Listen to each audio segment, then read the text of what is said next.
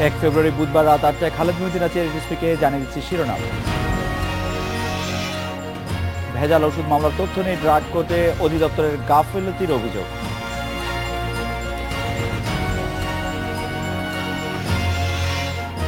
সাহিত্য চর্চায় বাঁচাতে পারে যুব সমাজকে, বইমেলা উদ্বোধনে বললেন প্রধানমন্ত্রী।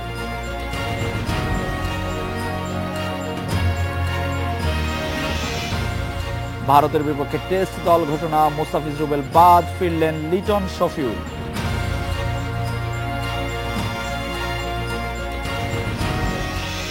ভেজাল ওষুধ নিয়ে গত 5 বছরে ড্রাগ কোর্টে 121টি মামলা হলো। এর কতগুলি নিষ্পত্তি হয়েছে জানা নেই ওষুধ প্রশাসন অধিদপ্তরের। এর আগে করা মামলারও হিসাব জানে না অধিদপ্তর।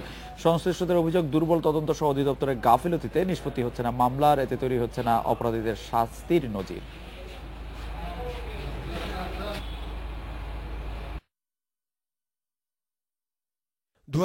সালের জুন থেকে আগস্ট পর্যন্ত 3 মাসে রিটফার্মার প্যারাসিটামল সিরাপ খেয়ে 28 শিশুর মৃত্যুর অভিযোগ ওঠে। এ ঘটনায় করা মামলায় গত নভেম্বরে রায় দিয়েছে ড্রাগ কোর্ট। তবে 5 আসামির সবাই খালাস পেয়েছেন। এর জন্য দুর্বল তদন্তকে দায়ী করে আদালত। ঔষধ প্রশাসন অধিদপ্তরের হিসেবে গত 5 বছরে 121টি মামলা হয়েছে ড্রাগ কোর্টে। এর মধ্যে 2012 সালে 3টি, 13 সালে 19টি, 14 সালে 31টি, 15 সালে 27টি এবং 16 সালে 41টি মামলা হয়। অথচ এগুলোর কতটি নিষ্পত্তি হয়েছে বা বাকি মামলার অগ্রগতি কি সে বিষয়ে সুনির্দিষ্ট তথ্য নেই অধিদপ্তরের কাছে। জানা গেছে বেশিরভাগ মামলাই এখন পর্যন্ত নিষ্পত্তি হয়নি।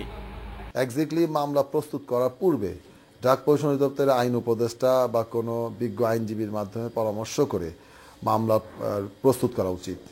ওষুধ ব্যবসায়ীদের সংগঠন বাংলাদেশ ড্রাগিস্ট অ্যান্ড কেমিস্ট সমিতির অভিযোগ, ভেজাল ওষুধের বিরুদ্ধে আরও বেশি মামলা হওয়ার কথা থাকলেও অধিদপ্তরের দুর্নীতির কারণে অনেকেই ছাড় পাচ্ছেন, আর মামলা হলেও তদারক করছে না অধিদপ্তর। ওনারা ওনাদের পকেট ভারী করারই চেষ্টাটা সবচেয়ে বেশি। তা না হলে আমরা নকল মাল ধরে তাদের কাছে হস্তান্তর করি এবং মোকদ্দমা করার জন্য এত চেষ্টা করি, কিন্তু ওনারা মোকদ্দমা করেন না। অতীতে মামলা তদারকিতে ব্যর্থতার জন্য জনবল সংকটকে দায়ী করছে ঔষধ প্রশাসন অধিদপ্তর। তাদের দাবি, এখন সংকট কাটিয়ে উঠেছে তারা। সবগুলো মামলাই মনিটরিং এর ভিতরে আছে এবং সবগুলো মামলার মনিটরিং মানে এই সম্পর্কে খোঁজ খবর নেওয়া হচ্ছে এবং মামলাতে যখনই আমাদের অফিসারদেরকে সমন দেওয়া হয় আমাদের অফিসাররা সাক্ষী প্রদান করে থাকেন মামলাতে। সারা দেশে এটা আছে। তবে অধিদপ্তরের এ দাবির বাস্তব ভিত্তি নেই বলছেন ওষুধ খাত সংশ্লিষ্টরা। Nure Alam, independent news, Dhaka. Drug কোর্টের কার্যক্রম নিয়ে কথা বলতে আমাদের সাথে আছেন ঢাকা বিশ্ববিদ্যালয়ের ফার্মেসি বিভাগের অধ্যাপক আবু ফারুক এবং ড্রাগিস্ট অ্যান্ড কেমিস্ট অ্যাসোসিয়েশন পরিষদের সাধারণ সম্পাদক শামসুল আনসারী। আমি অধ্যাপক আবু ফারুক আপনাকে জানতে চাইব যে ওষুধ প্রশাসন অধিদপ্তরের হিসাবে যে গত বছরে 121টি মামলা ড্রাগ কোর্টে হয়েছে, কিন্তু এর কতটি নিষ্পত্তি হয়েছে বা মামলার কি অগ্রগতি সে সম্বন্ধে কেউই কোনো তথ্য দিচ্ছে না, অধিদপ্তরের কাছে সুনির্দিষ্ট কোনো তথ্য নেই। এটি কি কারণে বলে আপনি মনে করেন? মামলা করার পরও মামলাটি পরিচালনা করা বা নিষ্পত্তি করার ক্ষেত্রে এই অবহেলা কেন? অধ্যাপক আবু ফারুক।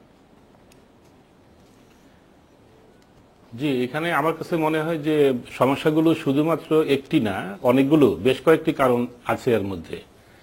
প্রথমত একটি হলো যে ড্রাগ অ্যাডমিনিস্ট্রেশনে তারা যেটি বলছেন যে জনবল তাদের কম, এটি সত্যই জনবল কম।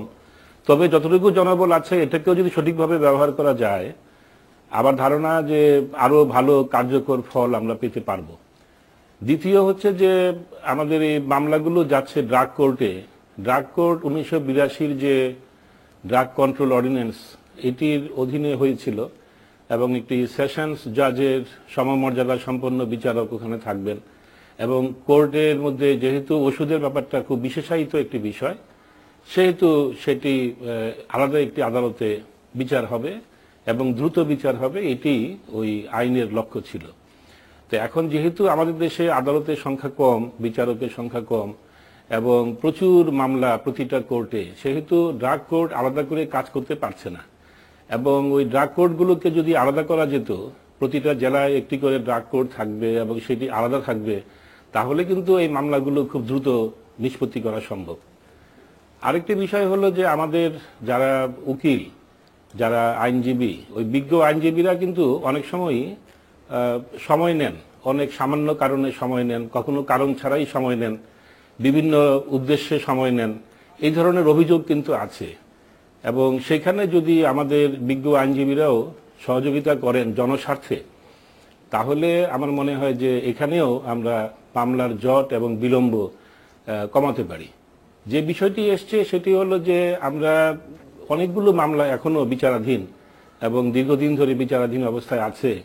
আমার মনে হয় যে সরকার এবং আইন মন্ত্রণালয় এবং বিজ্ঞ আদালত তারা যদি একটু দ্রুত তার সাথে কাজগুলো করে ফেলেন, এবং যেহেতু এটা জনস্বার্থের সঙ্গে সরাসরি জড়িত, সেহেতু এটি আসলে করাই উচিত। আমরা জনগণ আবেদন করব বিজ্ঞ আদালতের কাছে, সরকারের কাছে, যে এগুলো যেন খুব দ্রুত নিষ্পত্তি করা হয়। এবং করলে হবে কি, যদি দৃষ্টান্তমূলক শাস্তি দেওয়া যায় তাহলে অন্যরা এই একই অপরাধ করতে ভয় পাবে।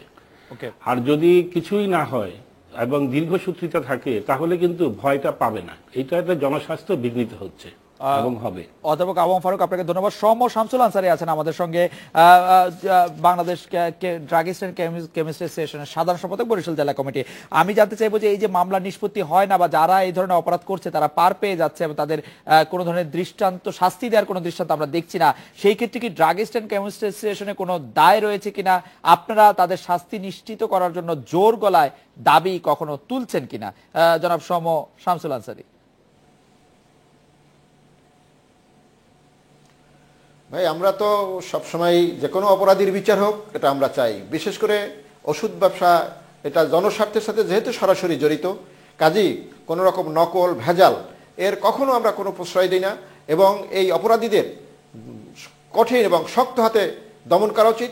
সেক্ষেত্রে আমরা সবসময় প্রশাসনের সহযোগিতা কামনা করি এবং সমিতির পক্ষ থেকে আমাদের মধ্যে যদি কখনো কোনো দোকানে কোনো ভেজাল, 2 নম্বরের ওষুধ এগুলো থাকে, আমরা নিজেরা মনিটরিং করে এগুলি আইনের হাতে তুলে দেওয়ার চেষ্টা করি। বিশেষ করে বরিশালের ব্যাপারে আমরা বলতে পারি।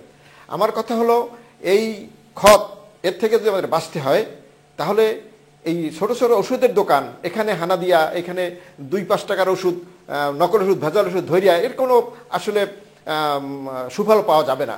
মূলত এইটা যেখানে প্রোডাক্ট, যেখানে এই জিনিসটা প্রোডাকশন হয়, সেখানে যদি সতর্ক কর্তৃপক্ষ মনিটরিং করেন এবং ওনার যদি সতর্ক থাকেন, তাহলে এই নকল ভেজাল এই প্রত্যন্ত অঞ্চলে আসা পৌঁছারই কথা না।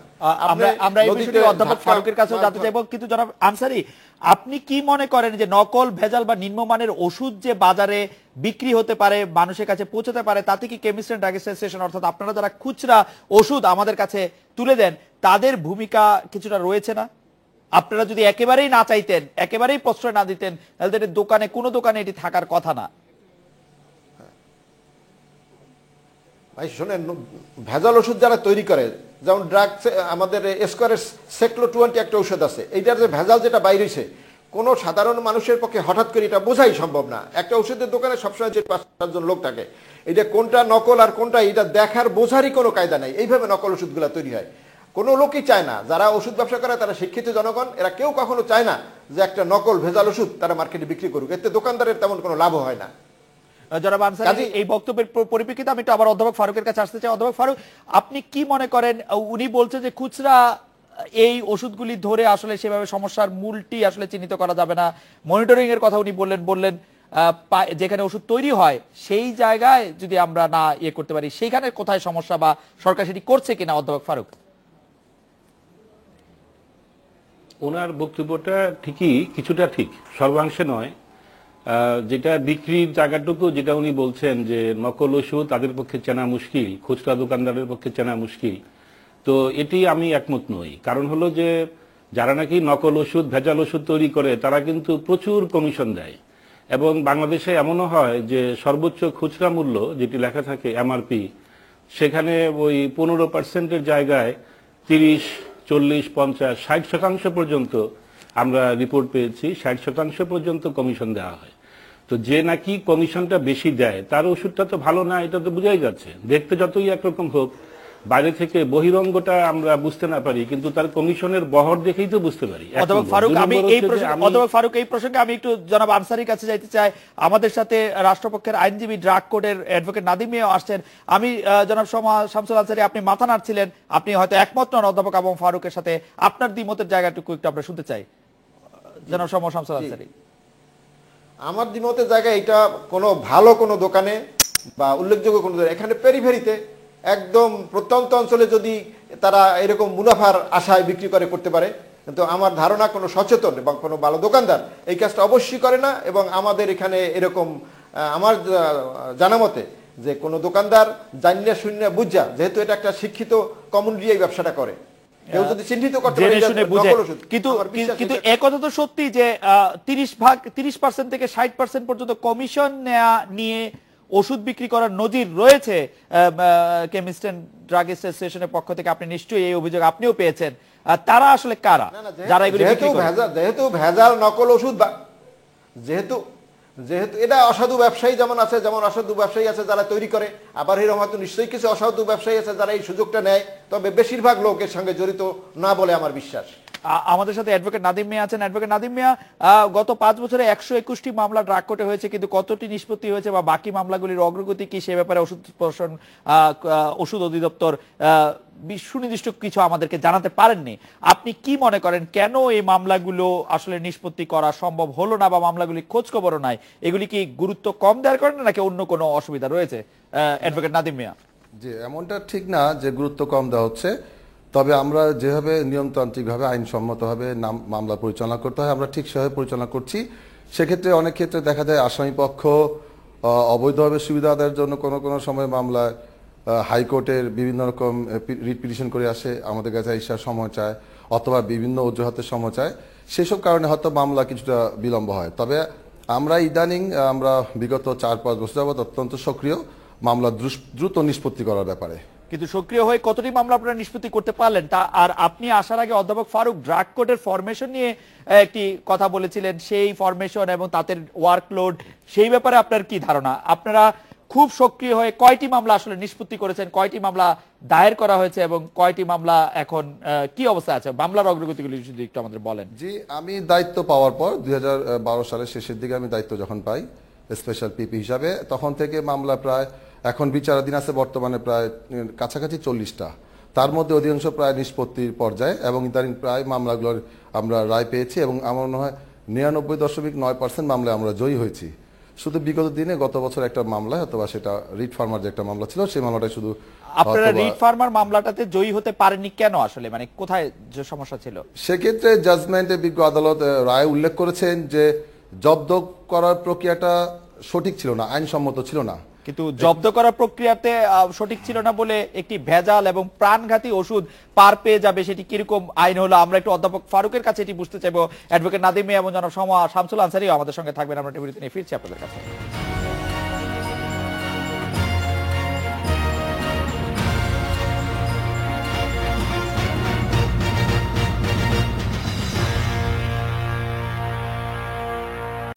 অধ্যাপক ফারুক, আসলে জব্দ কি প্রক্রিয়া হয়েছে সেটার উপর ভিত্তি করে মামলার রায় দেওয়াটাকে আপনি আসলে কিভাবে দেখছেন? জব্দ প্রক্রিয়ার মধ্যে আসলে কি সমস্যা ছিল অধ্যাপক আবু ফারুক?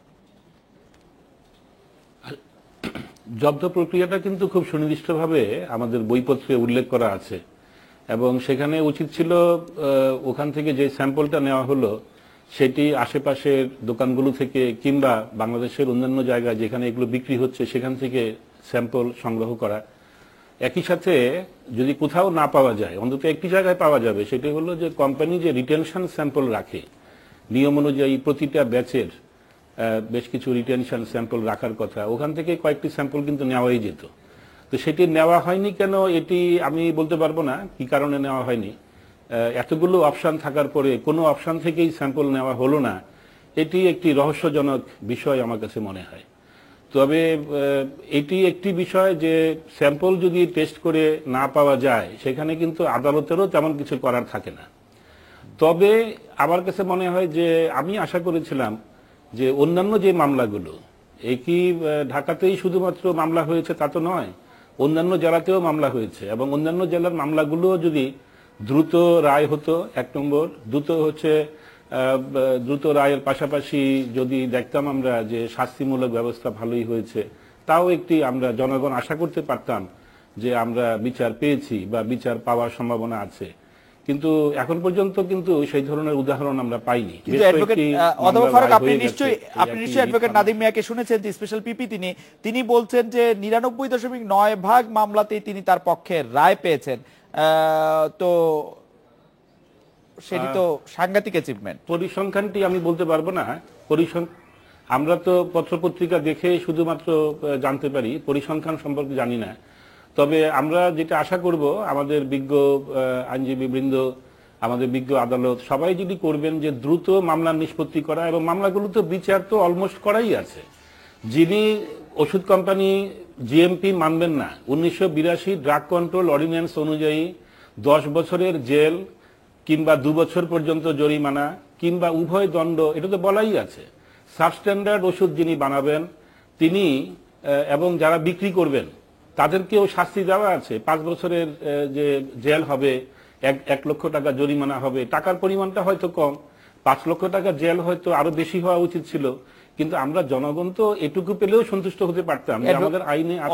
অধ্যাপক ফারুক যেটি বলছেন, অ্যাডভোকেট নাদিম মিয়া, আপনি এই প্রসঙ্গে কিছু বলবেন যে আমরা আসলে এরকম কোন শাস্তি দেখছি কিনা? আমরা আসলে পরিসংখ্যানে আপনি বলছেন 99.9% আপনি রায় পেয়েছেন, কিন্তু এরকম কোন শাস্তি বা সাজা পেয়েছে কিনা, হয়েছে কিনা? হ্যাঁ, হয়েছে। অ্যাকচুয়ালি সবগুলো মামলার খবর তো আর মিডিয়াতে আসে না। তো যেমন রিট ফার্মাটা এসেছিল, তার আগে গত বছর একটা মামলার রায় হয়েছে, সেখানে সর্বোচ্চ সাজা হয়েছে।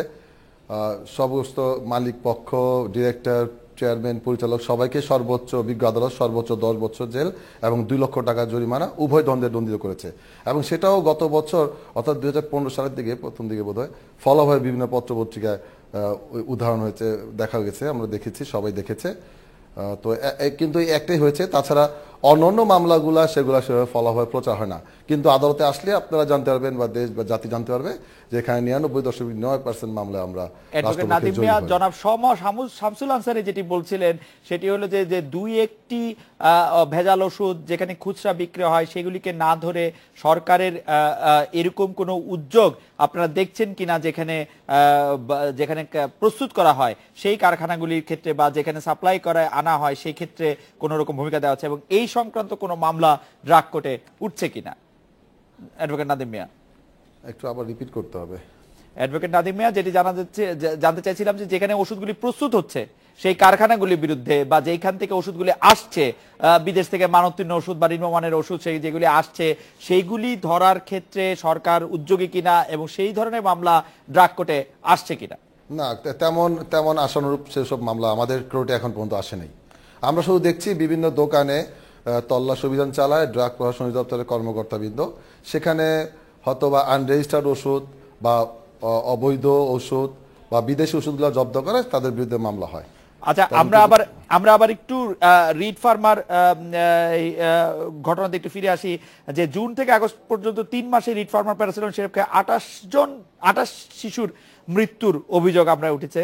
সেই অভিযোগে যে খালাস পেয়ে গেল, তারপরে কি আমরা আসলে খুব আস্থা রাখতে পারবো ড্রাগ কোর্টের উপর যে ড্রাগ কোর্ট আসলে আমাদের কোনো বড় ধরনের নিদান বা সুরাহা দিচ্ছে? না, এমনটা ঠিক না। আসলে রিট ফার্মার বিরুদ্ধে কিন্তু শিশু হত্যার কোনো মামলা হয়নি বা শিশু তার ওষুধকে শিশু কোনো হত্যা হয়েছে এমনটা না। তৎকালীন সময়ে সারা বাংলাদেশে অনেক শিশু মারা গেছে, সত্য, সবাই জানে। কিন্তু তৎকালীন সরকার বা প্রশাসন কয়েকটা কোম্পানির বিরুদ্ধে মামলা করেছে, তার মধ্যে রিট ফার্মা। কিন্তু আমরা যা দেখেছি মামলার মধ্যে রিট ফার্মার বিরুদ্ধে ওই যে রাসায়নিক পদার্থ, রিট ফার্মার যে ওষুধ যেটা জব্দ করা হয়েছিল সেখানে ডাই ইথিলিন গ্লাইকলটা পাওয়া যায়নি। অর্থাৎ তার ওষুধ খেয়ে কোনো শিশু মারা যাবে এমনটা না। তার মানে কোন ওষুধে কি আমরা পেয়েছিলাম এরকম ক্ষতিকর কোন উপাদান যেখানে শিশু মারা গেছে? হ্যাঁ, সেরকম হয়েছে, মারা গেছে না, মানে ওই যে কিডনি বিকল হয়। তাদের বিরুদ্ধে কি শাস্তি হয়েছে? হ্যাঁ, হয়েছে। তাদের বিরুদ্ধে শুধু রিট ফার্মার বিরুদ্ধে শাস্তি হয়নি। আমরা আশা করি এই মামলা আমরা আপিল করেছি, আশা করি আমরা ইনশাআল্লাহ ন্যায় বিচার পাবো। জনাব শামসুল আনসারী, এই বিষয়ে আপনি কোনো কিছু বলবেন কিনা যে ভেজাল ওষুধ খেয়ে শিশুর মৃত্যুর ঘটনা পর্যন্ত ঘটেছে, কিন্তু আমরা দেখছি যে সেই মামলাতেও আসলে যে প্রধান অভিযুক্ত, যদি অন্যতম অভিযুক্ত বলি আমরা সেরকম, তাদের কোনো সাজা হয়নি। সেই বিষয়টা আপনি কিভাবে দেখছেন? এটা ভাই আমাদের জন্য দুঃখজনক এবং দুর্ভাগ্যজনক। এই যুগে অপরাধী একটা শিশুর মৃত্যু হবে অথচ সে অপরাধী সাজা পাবে না, এটা আসলে মেনে নেওয়া যায় না। জনাব শামসুল আনসারী, জনাব নাদিম মিয়া, অধ্যাপক আবু ফারুক, আপনাদের অনেক ধন্যবাদ। স্পিকার একটি বিরতি নিচ্ছে।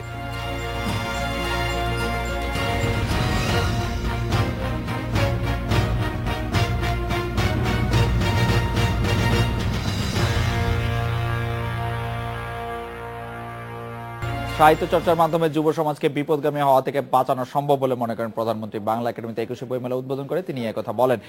একই সঙ্গে শুরু হয়েছে জাতীয় কবিতা উৎসব। জাতীয় কবিতা পরিষদের আয়োজনে আছে মুক্ত আলোচনা, কবিতা পাঠ। এই সব বিষয়ে কথা বলতে আমাদের সাথে আছেন বাংলাদেশ জ্ঞান ও সৃজনশীল প্রকাশক সমিতির সভাপতি ও অন্য প্রকাশের প্রধান নির্বাহী মাজারুল ইসলাম, আছেন সহকর্মী তৈমুর মোহাম্মদ সালাউদ্দিনও। আমরা একটা বিরতি নিয়ে ফিরছি তাদের কাছে। জনাব মাজারুল ইসলামের কাছে প্রশ্ন। মাজার ভাই, গতবারের থেকে দ্বিগুণ আয়তন জুড়ে মেলা হচ্ছে ঠিকই, কিন্তু এবার মেলার ক্ষেত্রে একটি কথা অনেকেই বলছেন যে আপনারা কি প্রকাশ করবেন না করবেন সেটি আবার পুলিশ সেটি দেখে দিবে। বিষয়টি কিভাবে দেখছেন মাজার ভাই? প্রথমত হচ্ছে যে মেলার আয়তন ঠিক দ্বিগুণ হয়নি, মানে অনেকটা বৃদ্ধি পেয়েছে। আর পুলিশের যে বিষয়টা, পুলিশ কিন্তু আসলে মানে আমি যতটুকু জানি মানে সর্বশেষ যে 31 তারিখ সকালে যে একটা সমন্বয় সভা হয়েছিল মেলা মাঠে, সেখানে কিন্তু পুলিশ কমিশনার এটি এভাবে জিনিসটা বলেননি আর কি। আমি ওখানে উপস্থিত ছিলাম।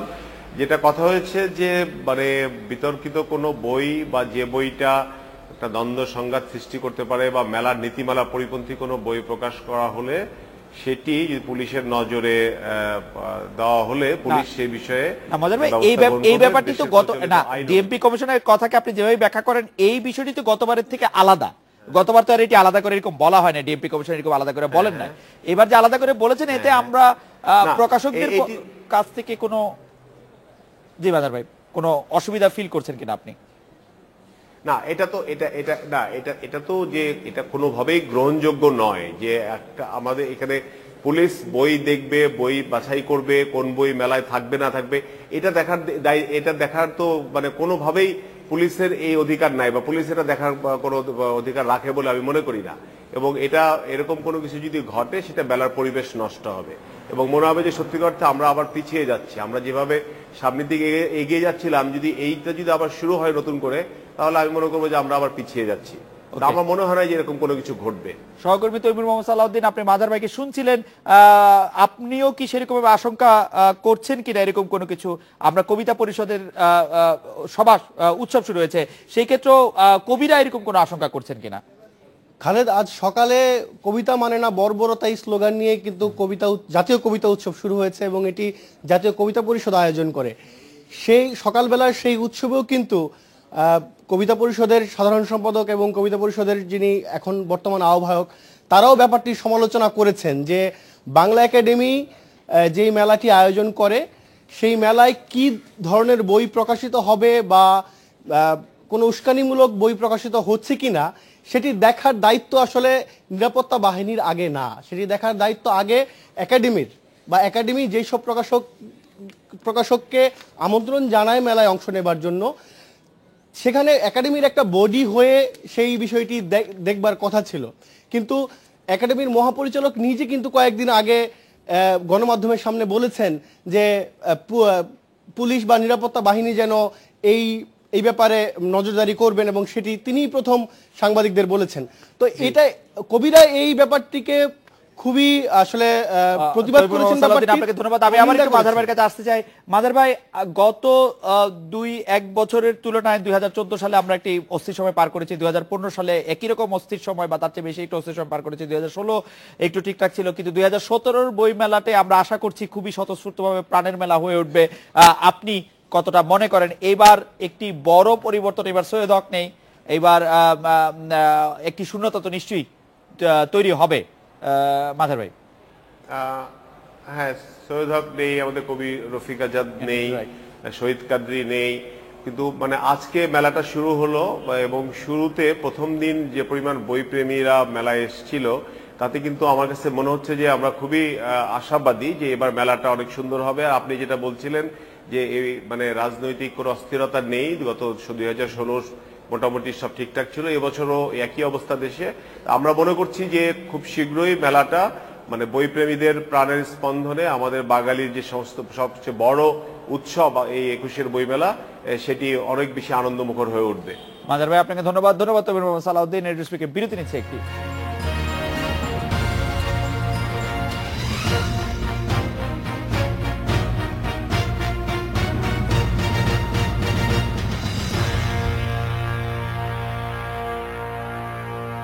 ভারতের বিপক্ষে একমাত্র টেস্টের জন্য 15 সদস্যের স্কোয়াড ঘোষণা করেছে বিসিবি। দলে ফিরেছেন লিটন দাস ও শফিউল ইসলাম। শতভাগ ফিট না হয় বাদ পড়েছেন মুস্তাফিজুর রহমান। এ নিয়ে কথা বলতে আমাদের সাথে আছেন সহকর্মী সাইফুল মজুমদার। সাইফুল, বাংলাদেশ টিম নিয়ে আমি প্রথমে যে প্রশ্ন করতে চাই সেটি হচ্ছে যে নুরুল হোসেন সোহানের বদলে লিটন দাসের অন্তর্ভুক্তিটা আসলে কতটা যুক্তিযুক্ত হলো? যৌক্তিক হচ্ছে লিটন কুমার দাস হচ্ছে এর আগে 3টা টেস্ট খেলেছেন এবং তার মধ্যে একটা 50 করেছিলেন সাউথ আফ্রিকার বিপক্ষে 2015 সালে, এবং তার আগে ভারতের বিপক্ষে তার অভিষেক টেস্টে 44 রানের একটি ঝকঝকে ইনিংস ছিল, সেখানে ভালো ব্যাটিং করেছিল। কিন্তু নুরুল হাসান সোহানকে যেটি হচ্ছে ক্রাইস্টচার্চে তিনি ব্যাটিং করেছেন, প্রথম ইনিংসে 47 রানের একটা ইনিংস খেলেছেন, কিন্তু সেই ইনিংসটি আসলে ওই ধরনের যথেষ্ট ছিল না নির্বাচকদের কাছে মন জয় করার মতো। এবং লিটন কুমার দাস এগিয়েছিলেন তার ব্যাটিং দক্ষতা নিয়ে, বিশেষ করে প্রথম শ্রেণী ক্রিকেটে তার ব্যাটিং যে গড়টা 51-র বেশি, কিন্তু সোহানের গড়টা আরও কম 30-এর কাছাকাছি। এই ব্যাটিং গড় এবং ফার্স্ট ক্লাস ক্রিকেটে তার যে ব্যাটিং দক্ষতা সেই বিবেচনায় সোহান থেকে এগিয়েছিলেন লিটন। রুবেল বাদ পড়ার কারণ, বড় কারণ আছে রুবেল হোসেন। শফিউল যদি ফিট থাকতো তাহলে নিউজিল্যান্ড সিরিজে কিন্তু রুবেল জায়গা পেতেন না, কিন্তু রুবেল জায়গা পেয়েছেন শফিউলের পরিবর্তে, এবং শফিউল ফিট হয়ে এসেছেন। এবং চলমান যে বাংলাদেশ ক্রিকেট লিগ আছে সেখানে শফিউল বোলিং করেছেন, গতকালই তিনি নির্বাচকদের কাছে কি রুবেল থেকে শফিউল বেশি পছন্দনীয় এই মুহূর্তে? এটি অবশ্যই ব্যাখ্যা যদি করি, যেমন আলামিন এবং শফিউলকে যখন দলে নেওয়া হচ্ছিল তখন বলা হচ্ছিল যে ইংল্যান্ড সিরিজে আলামিন কেন বাদ পড়েছিলেন, সেটি হচ্ছে শফিউল তার চেয়ে ভালো বোলিং করতে পারেন কিংবা তার ফিল্ডিংটা আলামিনের চেয়ে দক্ষ। সেই বিবেচনায় তখন জায়গা পেয়েছিলেন ইংল্যান্ড সিরিজে শফিউল। এবং রুবেলকে, যেটি হচ্ছে রুবেল ক্রাইস্টচার্চে বোলিং করেছেন, সেখানে বোলিংটা কিন্তু খুব একটা ভালো লাইন লেংথে বোলিং করেননি, সেই বিবেচনায় তিনি বাদ পড়েছেন। এবং শফিউল যেহেতু চলমান বিসিএল এ ভালো করেছেন এবং জাতীয় ক্রিকেট লিগও ভালো করেছেন, সেই বিবেচনায় তিনি এগিয়ে থাকছেন। ইমরুল, মমিনুল এবং মুশফিকুর কি পুরোপুরি সুস্থ? পুরোপুরি ফিট, তাদের জন্য অপেক্ষা করা হয়েছিল। গত কয়েকদিন ধরে তারা ব্যাটিং করেছেন, কিপিং করেছেন, মুশফিক গতকাল এবং আজকেও। এবং আজকে তাদের একটা ফিটনেস টেস্ট নেওয়া হয়েছে যেখানে পুরো শতভাগ ফিট ছিলেন। এবং শেষ মুহূর্ত পর্যন্ত ইমরুলের জায়গাটা একটা সমস্যা ছিল, তাকে আসলে দলে নেওয়া হবে কিনা, কিন্তু ফিটনেস পরীক্ষা নেওয়া হয়েছে, সেখানে তিনি শতভাগ ফিট হয়েছিলেন। মুশফিক দলে থাকলেও কি লিটন দাসকে কিপিং করানো হবে, মানে মুশফিক স্পেশালিস্ট ব্যাটসম্যান হিসেবে খেলবেন? এটা একটা সুযোগ আছে, কারণ মুশফিক লিটন একই সাথে খেলেছিলেন, মুশফিক ব্যাটিং করেছেন, ক্যাপ্টেন ছিলেন এবং লিটন কুমার উইকেট কিপার ছিলেন। এবং এই টেস্টও সেটা হতে পারে, মুশফিক ফিট হলেও তাকে কিন্তু ঝুঁকি নেওয়া হবে না, কারণ সামনে বাংলাদেশ সিরিজ আছে। সাইফুল মজুমদার, আপনাকে অনেক ধন্যবাদ। এই ছিল আজকের রেডিও স্পিকার।